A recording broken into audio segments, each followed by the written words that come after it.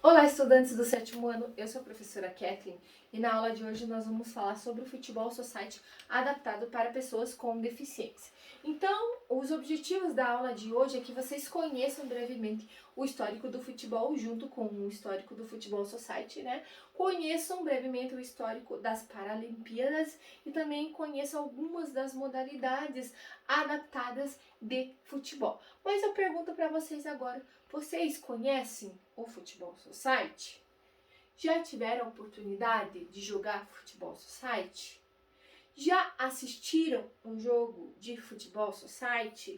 Ou conhecem alguém que já jogue o Futebol Society? Então, antes da gente verificar o histórico do Society, a gente precisa saber de onde ele veio. Então, ele surgiu a partir do futebol de campo e é datado ali, não se sabe ao certo de quando. O que se sabe é que os guerreiros, por volta mais ou menos de 5.000 antes de Cristo, eles pegavam, decapitavam os seus combatentes de guerra ali, os seus inimigos, e tiravam a cabeça deles e jogavam um jogo que era parecido com o futebol. Mas eles comentam que o futebol ele surgiu ali na Inglaterra e no Brasil foi trazido por Charles Miller, esse aqui que a professora marcou para vocês, onde ele trouxe ali junto duas bolas de couro, trouxe dois jogos de uniforme, trouxe uma bomba para encher essas bolas e também trouxe agulha e linha para caso ele precisasse consertar os seus equipamentos.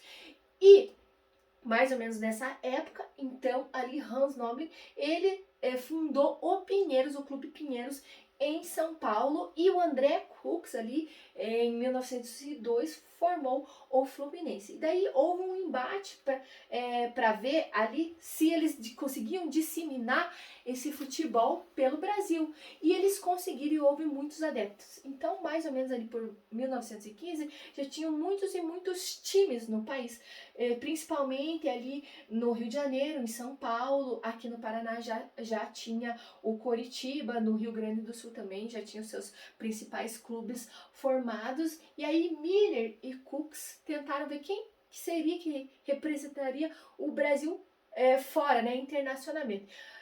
E aí eles formaram lá em São Paulo a Federação Brasileira de Futebol e Cox formou lá no Rio de Janeiro também a sua federação. Mas quem ganhou esse embate foi Lauro Severino Miller, quando ele fundou a CBF ali em 1904. E a partir disso, então, mais tarde, em 1930, surgiu a primeira Copa do Mundo ali no Uruguai.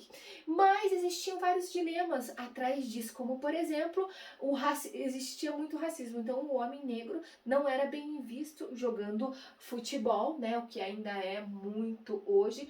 Há muita discriminação também contra as mulheres, contra pessoas que tenham algum tipo de deficiência. E o que a gente deve fazer com esse tipo de discriminação? Pegar tudo mesmo e jogar fora, jogar no lixo, para que a gente consiga englobar todos, porque não existe, não deveria existir discriminação no esporte. Todos podem jogar e todos deveriam ter a oportunidade de jogar o futebol. Então a professora trouxe para vocês aqui o futebol, o campo do Futebol Society. A gente consegue observar que há algumas diferenças. Não tem o círculo central, não tem a grande área aqui.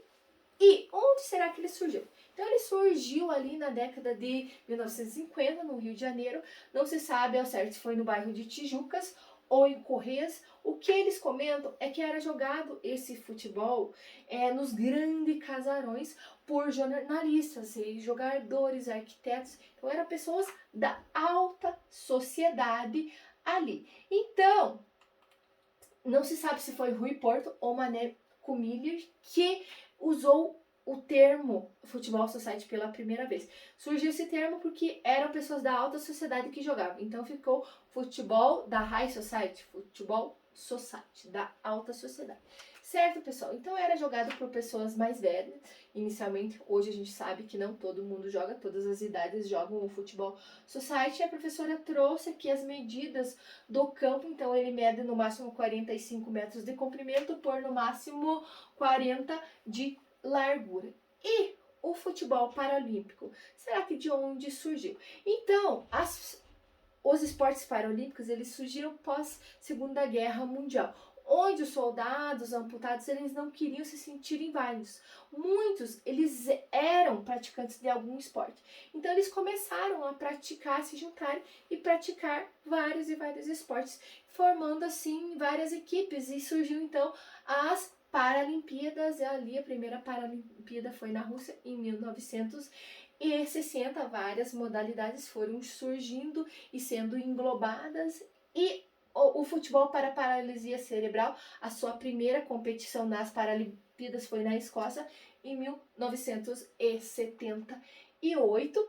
E aí a professora trouxe, se vocês tiverem curiosidade, né, de pesquisarem equipes e onde praticar, tá? Nós temos ali o Facebook do Clube Esportivos dos Deficientes, que fica em Curitiba. Tem o endereço aqui que a professora deixou para vocês.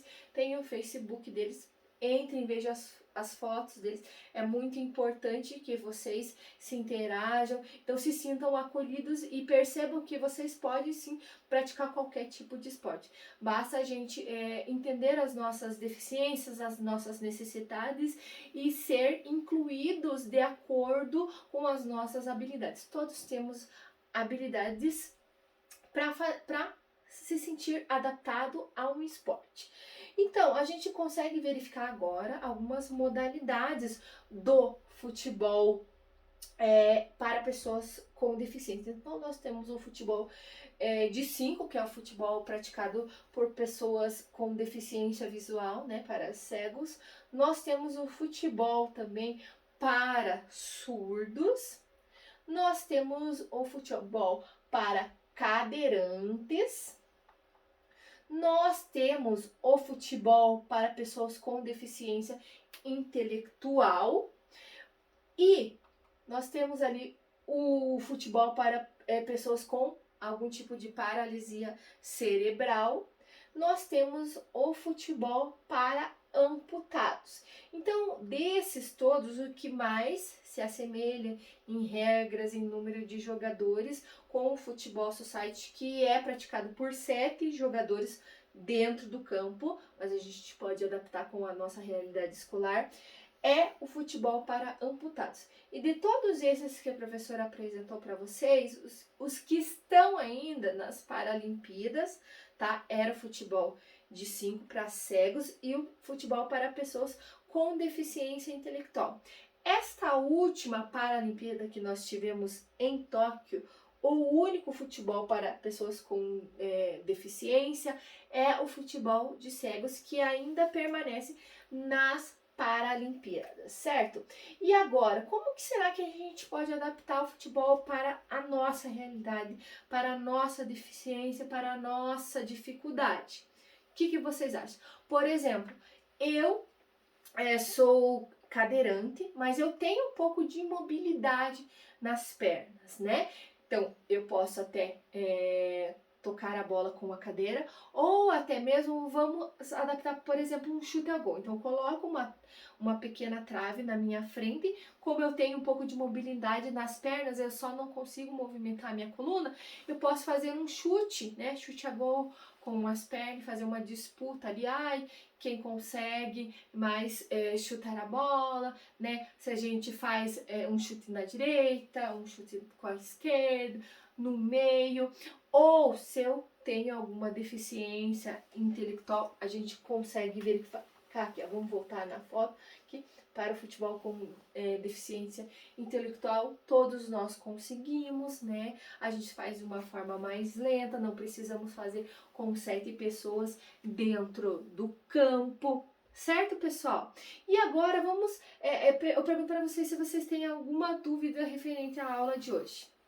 Não? Então a gente viu sobre que o futebol ali não se sabe ao certo de onde ele surgiu, que acredito que ele surgiu ali na China, mas se fala que ele surgiu na Inglaterra, ele foi trazido no Brasil por Charles Miller, que o Futebol Society surgiu ali em 1950 no Rio de Janeiro, que as Paralimpíadas surgiram ali após a Segunda Guerra Mundial, certo, pessoal? Então, na próxima aula, nós nos vemos na aula prática e a professora vai deixar as referências para vocês. Até breve!